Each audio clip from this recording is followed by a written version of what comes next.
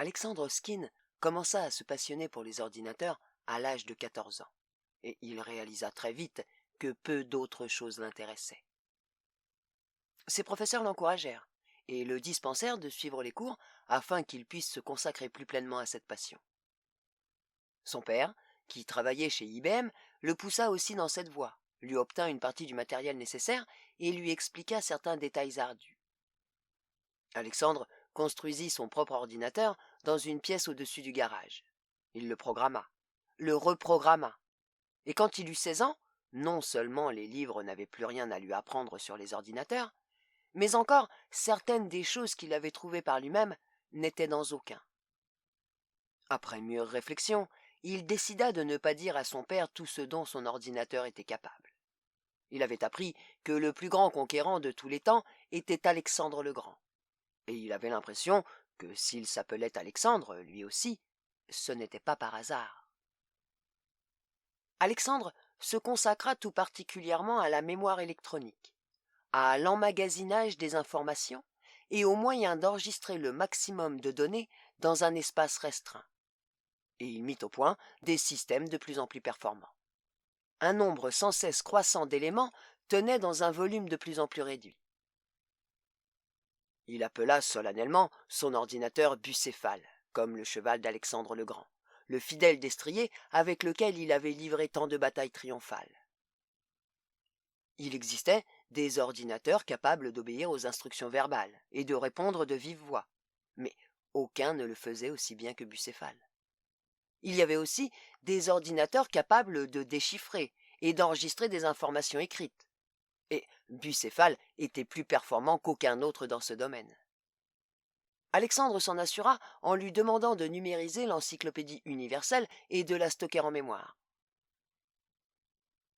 À 18 ans, Alexandre avait créé une base de données destinée aux étudiants et aux petites entreprises, et il devint capable de subvenir à ses propres besoins.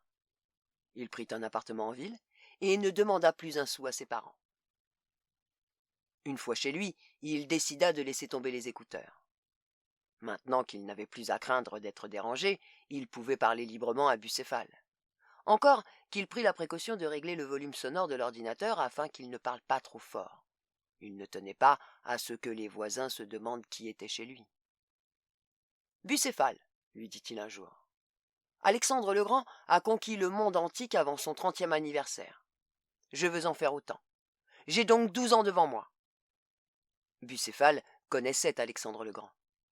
Il savait tout ce qu'en disait l'encyclopédie universelle. Alexandre le Grand était le fils du roi de Macédoine, répondit-il. Et à ton âge, il avait mené la cavalerie de son père à la victoire lors de la bataille de Chéronée. Non, rectifia Alexandre. Je ne te parle pas d'armée, de bataille et de choses comme ça. Je veux conquérir le monde en le possédant. Et comment veux-tu le posséder, Alexandre? Nous allons étudier la bourse, répondit Alexandre. Le New York Times avait depuis longtemps microfilmé et informatisé toutes ses archives, et ce fut un jeu d'enfant pour Alexandre que d'acquérir ces données. Pendant des jours, des semaines et des mois, Bucéphale transféra plus d'un siècle d'informations sur la bourse dans ses propres banques mémorielles. Toutes les actions jamais répertoriées, toutes les obligations jamais vendues, jour après jour, acheteur par acheteur, avec leurs cotations, les écarts à la hausse et à la baisse, et même les commentaires des pages financières.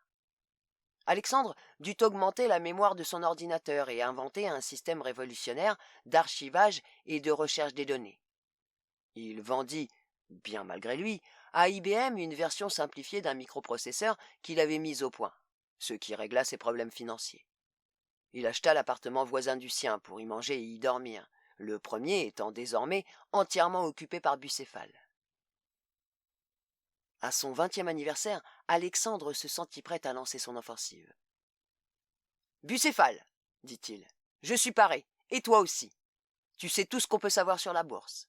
Tu as en mémoire toutes les transactions enregistrées depuis 100 ans sur le marché boursier.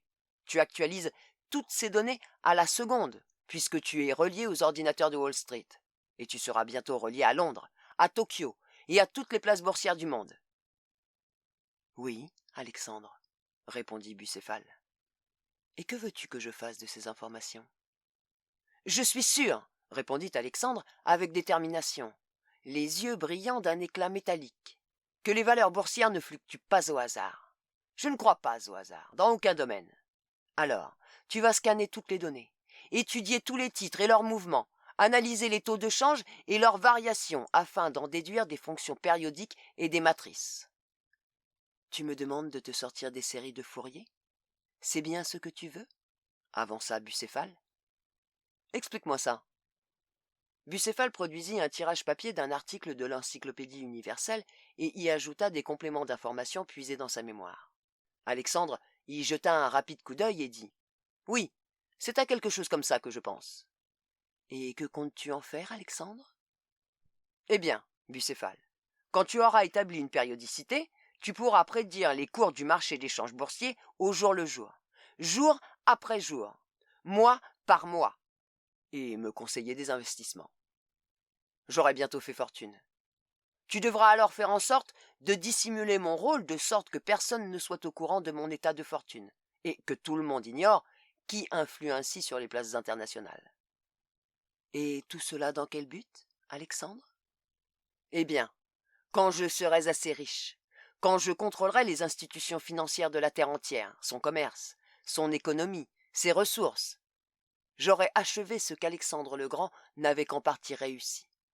Je serai Alexandre le plus grand. Et, à cette idée, une lueur avide brilla dans ses yeux. Alexandre avait 22 ans, lorsque, à sa grande satisfaction, Bucéphale parvint à dégager l'ensemble complexe de matrices lui permettant de prédire le comportement du marché boursier. Bucéphale en était moins sûr, lui.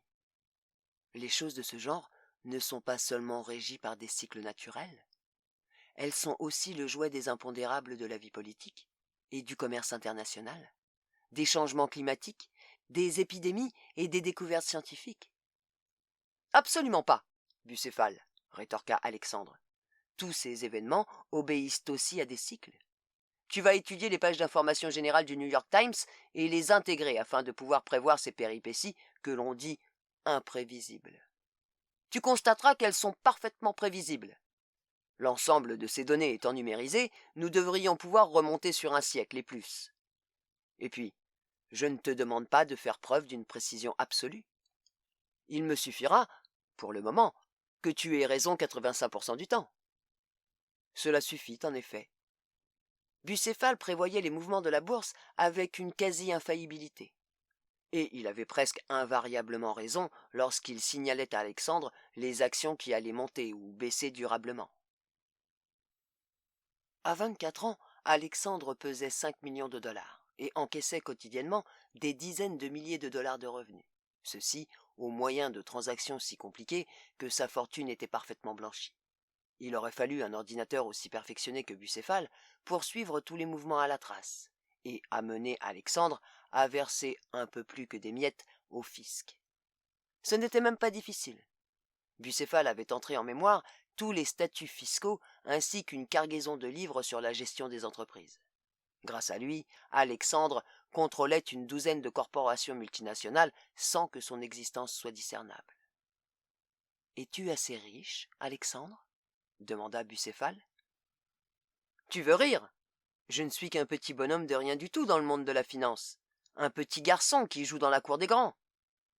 Quand je serai milliardaire, j'aurai un certain pouvoir, mais je ne suis encore qu'un infime rouage dans une énorme machine. Je n'arriverai à contrôler les gouvernements et à exercer mon emprise sur le monde que le jour où je serai multitrillionnaire. Et je n'ai plus que 26 ans devant moi. » Avec les années, Bucéphale acquérait une compréhension croissante des marchés financiers et de la façon dont tournait le monde. Ses conseils étaient toujours plus judicieux, et c'est avec une habileté diabolique qu'il étendait ses pseudopodes financiers au cœur des réseaux d'influence internationaux. Et pourtant, il commençait à avoir des doutes, lui aussi.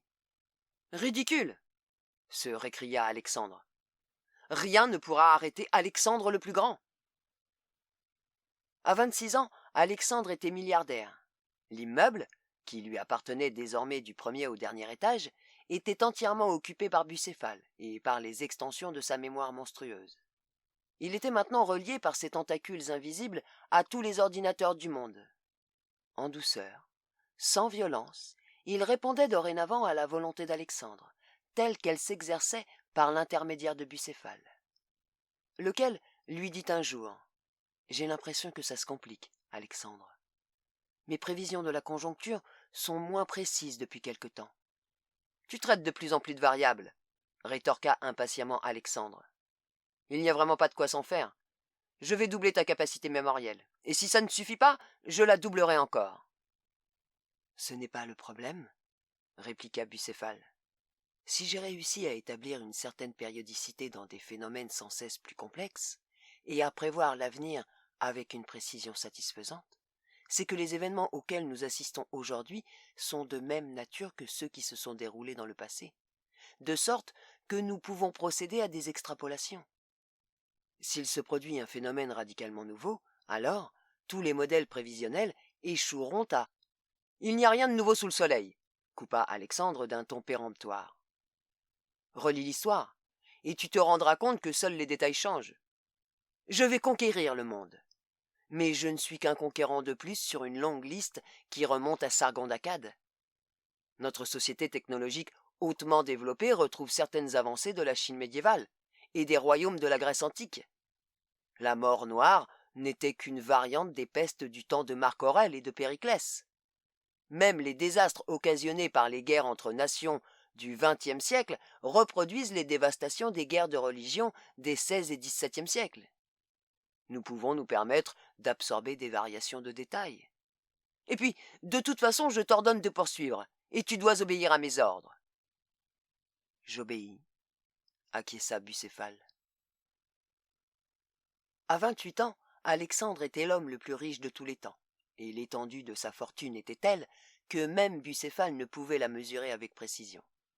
Il pesait sûrement plus de 100 milliards, et il gagnait des dizaines de millions par jour.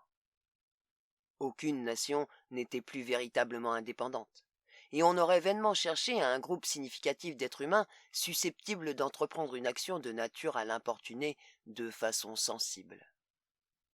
La paix régnait sur le monde, car Alexandre n'aurait pas toléré la destruction de son bien. L'ordre régnait sur le monde, parce que le désordre lui aurait été odieux.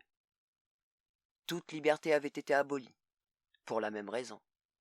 Chacun devait obéir à Alexandre au doigt et à l'œil. « J'y suis presque, Bucéphale, » déclara Alexandre. « Plus que 2 ans et nul n'aura le pouvoir de me déplaire. Je me révélerai alors, et toute la science des hommes aura pour seule et unique tâche de me rendre immortel.